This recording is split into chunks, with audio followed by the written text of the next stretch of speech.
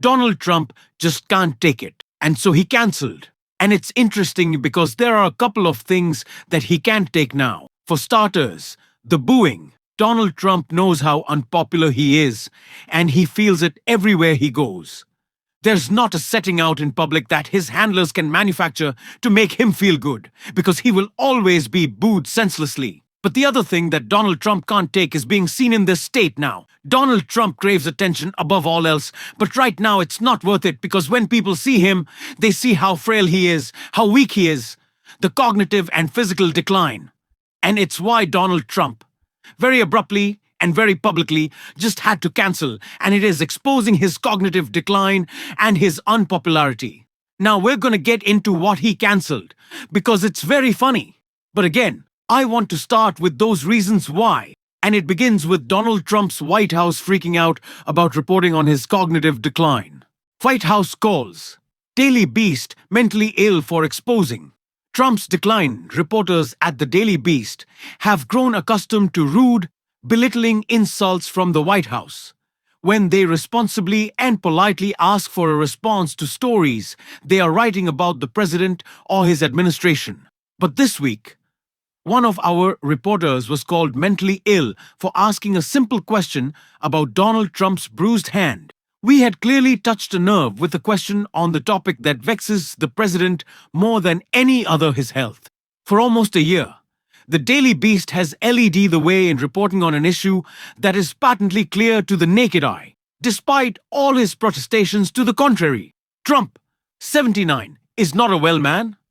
Just this week, the New York Times, the Wall Street Journal, and the New Yorker finally seem to realize that the president not only has no clothes, but he doesn't know where he left them. Thomas L. Friedman, a three-time Pulitzer Prize winner, wrote in the Times on Wednesday that Trump's behavior has grown so reckless that the question must be asked, is America now being ruled by a mad king? On the same day, the Journal's Holman W. Jenkins Jr., a member of the editorial board, suggested that Trump may even be flirting with cognitive decline for all we know. And in the New Yorker on Thursday, Susan B. Glasser had her own diagnosis for Trump of untreated logorrhea, giving the dictionary definition as excessive and often incoherent talkativeness. These are conditions well known to Daily Beast readers, as we have been highlighting. And we've been highlighting on this show Trump's cognitive problems for much of his second term. But while the president's mental state may be a matter of some debate, his physical condition is clear for all to see. That became clear to the rest of the world. And finally, to the rest of the media this week, when a huge, ugly bruise could clearly be seen on the president's left hand as he unveiled the depleted lineup for his new Board of Peace in Davos. A reporter for the Daily Beast, Catherine Boris, as every good journalist should do, submitted a request for comment to the White House. She asked the White House's press office share email address whether the president's application of makeup to his hands on the flight back to Washington was in response to growing speculation sparked by images of his bruised hand on stage at Davos. This is the third or fourth story the Daily Beast has written on this. Are you mentally ill? Is the president so successful that you can't find anything else to write about? Said the reply anonymously. The account is a 24-hour operation, but generally, those who reply do not identify themselves. It is a veil of anonymity that clearly feels lets them be uninhibited. So the White House not too keen, obviously, on questions about Donald Trump's health. And it is the reason, since his return from Davos, we haven't seen Donald Trump. Now Mike Johnson, and of course, J.D. Vance, who got in a fight with Laura Loomer, spoke publicly at an anti-choice group's public event in Washington, D.C. But Donald Trump nowhere to be seen, because he doesn't want to be seen right now because of what Gavin Newsom perfectly put right here. Decades and decades to build trust in organizations, the architecture of that. It takes weeks, tweets, hours, minutes sometimes, to destroy it. Destruction is not strength. The Trump administration is weakness masquerading as strength. And people need to understand that. That's reflected in the tweets. That's reflected in canceling people. That's reflected in sending masked men into the American cities. It's reflected at this moment. So I respect what Carney did because he had courage of convictions. He stood up And I think we need to stand up in America and call this out with clarity. We can lose our republic as we know it. Our country become unrecognizable. Weakness masquerading as strength. That is Donald Trump. That is who he has always been. That is who he always will be. And it is why, when the rubber meets the road, and Donald Trump has to face the accountability of the public, he can't stand it so much so that he just cancelled on one of his favorite events. Trump, 79, gives deranged excuse for skipping Super Bowl. Donald Trump is claiming he will skip the Super Bowl, not because of the game's anti-Trump musical performers, but because the game is just too far away. The 79-year-old president told the New York Post that he would really like to see the big game, set to take place in San Francisco's Levi Stadium on February 8th. But the flight is just too long. It's just too far away. I've gotten great hands for the Super Bowl. They like me, said Trump. I would go if, it was a little bit shorter. He added. Trump received a mixed reaction of boos and cheers when he attended the last Super Bowl in New Orleans, which is a 2-hour, 15-minute flight from D.C. San Francisco is about 5.5 hours. And the political intrigue of this year's Super Bowl, though, has centered around its musical guest Bad Bunny in Green Day. The Spanish-language sensation will perform the halftime show, while the veteran punk band will play the game's opening ceremony. Both Bad Bunny and Green Day are vocally anti-Trump. Before he was booked for the halftime show, Bad Bunny said he wouldn't tour in the United States out of concern that ICE would raid his concerts. MAGA commentators have voiced outrage for months over Bad Bunny's selection, with some even going as far as demand that Bad Bunny be deported. Bad Bunny is, of course, a Puerto Rican and a U.S. citizen. After Bad Bunny was announced in September, Trump decried the move as absolutely ridiculous. He told Newsmax viewers that even though he had never heard of Bad Bunny, he was confident in saying, "This guy who hates ICE, he doesn't like you. He accuses everything he doesn't like of racism." Bay Area locals. Green Day were announced as the opening ceremony entertainment earlier this week. The band who needled George W. Bush on their 2004 album, American Idiot, have updated their politically charged songs to reference the Trump administration. In a recent performances of American Idiot's title track, they have altered the lyric of "I'm not part of the redneck agenda" to "I'm not a part of the MAGA agenda." Trump criticized the Super Bowl's musical guests, but insisted they didn't factor into his decision to skip the game. "I'm anti them. I think it's a terrible choice. All it does is sow hatred." Terrible, he said. Yeah, definitely. Donald Trump is not attending the Super Bowl because he's hard at work. Okay. On a Sunday. Okay.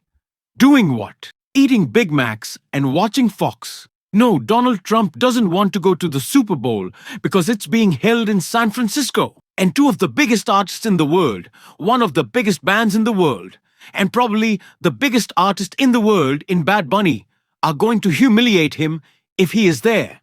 Now, it's nice to know that they still will humiliate him even without Donald Trump in attendance. But it is because he is terrified of the boos that would rain down on him in the home stadium of the great San Francisco 49ers.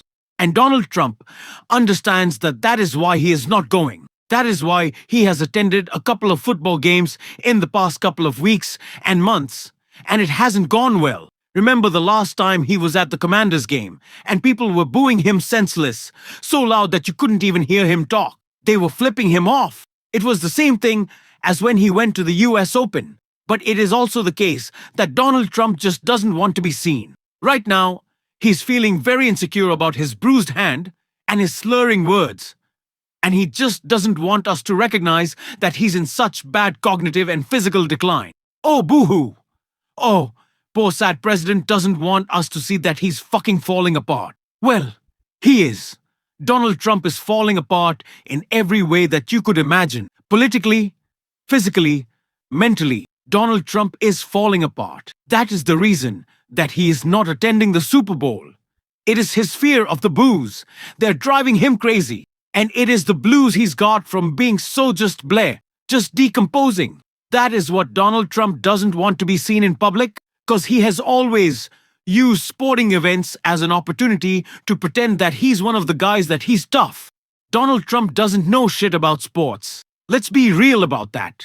Whenever he is giving a speech, and usually those speeches, President Obama knew.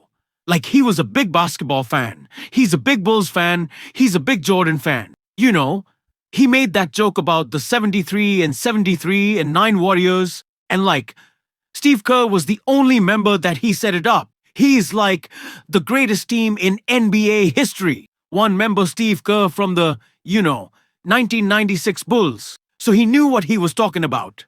But Donald Trump doesn't. And most presidents don't. And that's totally okay. That's my impression of a deranged Donald Trump, which is just Donald Trump. But the last time that he had is the Florida Panthers, a champion in the White House. He literally said, I know he's kind of being facetious, but not really with Donald Trump. He literally said, wow, these guys are so strong. They make me look bad. Well, I have the US military. Donald Trump is killing people in the streets of Minneapolis right now with his own standing army. So don't believe it's a joke. Don't believe it's just a little funny comment when he says, oh, I feel so weak and small and insecure, but at least I have the US military. Now that's a real thing. Donald Trump gets booed and he sends his SS at people in Minnesota. Donald Trump gets booed. He demands a ground invasion of Los Angeles. Donald Trump gets flipped off a post. An image of napalm dropped on Chicago. Donald Trump gets weaker and he wants to pretend that he's stronger. That is what this is about. It is about how broken he is inside. He cancelled on the Super Bowl because he just can't take the booze. And he doesn't want us to know. He doesn't want us to know how weak he is. That's it. That's the whole game. That's the whole ball game. Right there. That is what it is with Donald Trump. It's not that deep. It's pretty surface level. He feels pathetic, and that insecurity that's plagued him his whole life. He has to take it out on the entirety of the nation. It's the only way he can feel not so tiny as is to take it out on all of us because he gets booed. Well, Donald, I hope you watch the game from home. I'm hoping it's gonna be, I don't know. I like Drake. May I like the Drake? May memes. I would be fine with it. I'd be fine with the Patriots, and the Rams probably want the Pats to win that one. Broncos, Jarrett Stidham. That might be interesting backup Nick Foles style coming. I don't know who I want to be in that game, but what I do want to happen in that game for Donald Trump to get booed, that's what I want, and it's gonna happen. So when you settle in for the Super Bowl, because he's gonna be watching, and he's gonna be hoping that everyone's missing Donald. Oh, where's Donald? I don't see Donald. Actually, I take that back. Robert Kraft is like this with Nathan, Yahoo, so I'm the Patriots. Fuck the Patriots. Fuck the Pats. Go Broncos. Broncos country. Let's ride. And if you want to support that, as always, even when it's a crazy episode, as always, you can hit that subscribe button, leave a like on this video. If you stuck around at the end, drop a blue heart in the comments. Keep on fighting, y'all. Don't let them silence you until next time. I'll see you soon.